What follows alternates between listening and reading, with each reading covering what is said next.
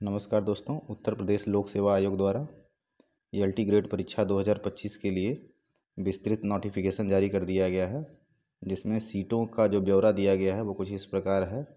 हिंदी में 568 सीट है, अंग्रेजी में 540 पुरुषों के लिए, गणित में 556, सबसे ज़्यादा सीट विज्ञान में है 764 सीट है, और उसके बाद कंप्यूटर में 601 सीट। वहीं सामाजिक विज्ञान में 561 पोस्ट हैं। अगर वहीं बात की जाए महिलाओं के लिए, तो महिलाओं के लिए जो सीट है वो सबसे ज़्यादा विज्ञान में 573 और गणित में 537 पोस्ट हैं। वहीं कंप्यूटर में भी 455 पोस्ट हैं एलटी ग्रेड में। तो आइए देखते हैं सबसे पहले इसके नोटिफिकेशन में कि कैसे हम लोग इसका फॉर्म भरें, उसमें क्या क्या प्रक्रिया है। तो सबसे पहले हमको OTR करना होगा, वन टाइम रजिस्ट्रेशन करना होगा, और जिससे हमको OTR नंबर प्राप्त होगा। और OTR नंबर प्राप्त करने के 72 घंटे बाद ही हम फॉर्म भर सकते हैं। तो अगर आपको फॉर्म भरना है तो सबसे पहले OTR करिए, वन टाइम रजिस्ट्रेशन करिए, और उसके 3 दिन बाद 72 घंटे बाद ही आप फॉर्म भर सकते हैं। तो फॉर्म भरने के लिए आपको सबसे पहले आपको अप्लाई करना होगा, और अप्लाई करने में आपको ऑप्शन देगा कि OTR आपने किया है कि नहीं किया है। अगर आपने OTR किया है तो सीधे यस करके फॉर्म भर सकते हैं। अगर नहीं किया है तो आपको सबसे पहले OTR करना होगा, और OTR के बाद ही आप फॉर्म को भर सकते हैं। अब आइए देखते हैं कि फ़ीस कितनी लगेगी। तो जो आवेदन शुल्क है, जनरल कैटेगरी के लिए EWS और OBC के लिए 125 रुपये है। 100 रुपये परीक्षा शुल्क है और 25 रुपये ऑनलाइन प्रक्रिया की फ़ीस है। अनुसूचित जाति और SC ST के लिए 65 रुपये फ़ीस है। 40 रुपये परीक्षा शुल्क और 25 रुपये ऑनलाइन फ़ीस है। वहीं दिव्यांगजन लोगों के लिए केवल 25 रुपये ऑनलाइन शुल्क है और कोई भी परीक्षा शुल्क नहीं देय है।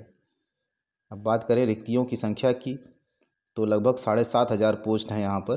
5,000 पुरुषों के लिए और 2,500 महिलाओं के लिए, और 81 पद दिव्यांग लोगों के लिए भी है यहाँ पर। इसका ग्रेड पे जो है 4600 है। और अगर हम बात करें इसके लिए कि यहाँ पर दिया गया है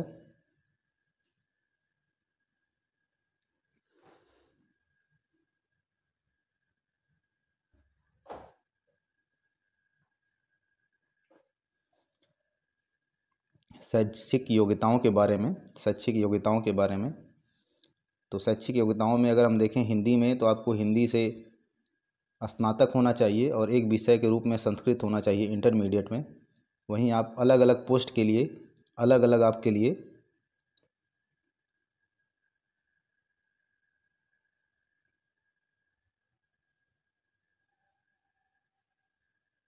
शैक्षिक अर्हताएं हैं,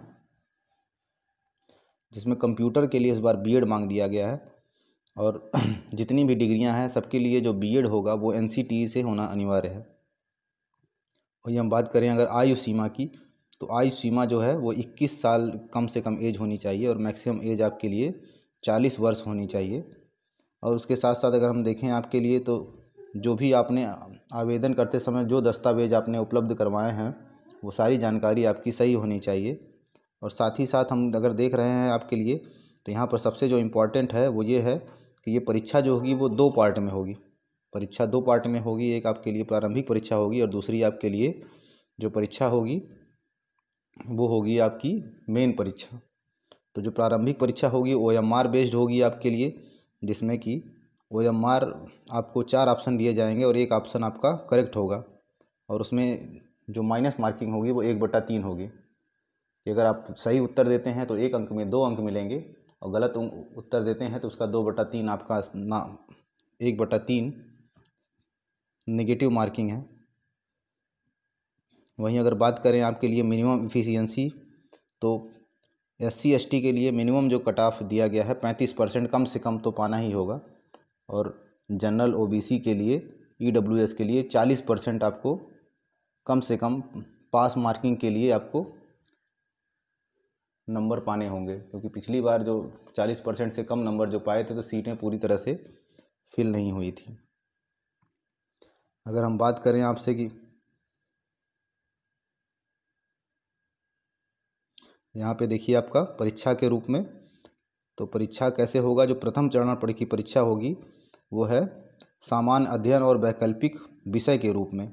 जो आपका विषय है उससे आपको 150 प्रश्न वहाँ से पूछे जाएंगे आपसे, जिसमें 30 प्रश्न जो होंगे वो सामान्य अध्ययन के होंगे और बाकी 120 प्रश्न जो होंगे वो आपसे विषय के रूप में पूछे जाएंगे, जिसका कुल अंक 300 होगा। प्रत्येक जो प्रश्न होगा 2 अंक का होगा और 2 घंटे का समय आपको दिया जाएगा। उसी के साथ साथ अगर हम बात करें तो आपको इस 150 प्रश्नों में से अगर जनरल और ओबीसी ईडब्ल्यूएस में 40% नंबर पाना ज़रूरी है और अगर SC ST है तो 35% कम से कम अंक पाना ज़रूरी है। और इसके साथ साथ जो प्रथम परीक्षा होगी, प्रारंभिक परीक्षा में जितनी भी सीट होगी उससे 15 गुना अभ्यर्थियों को मुख्य परीक्षा के लिए चयनित किया जाएगा, जिसमें आपको 20 प्रश्न दिए जाएंगे। 10 प्रश्न जो होंगे वो लघु उत्तरी होंगे और 10 प्रश्न जो होंगे दीर्घ उत्तरी होंगे। तो जो 10 प्रश्न लघु उत्तरी होंगे वो 8-8 नंबर के होंगे और ये परीक्षा लिखित होगी, इसमें बहुविकल्पीय प्रश्न नहीं होंगे और ये परीक्षा लिखित होगी। और साथ साथ जो 10 प्रश्न दीर्घ उत्तरी होंगे वो एक एक प्रश्न 12 अंक का होगा।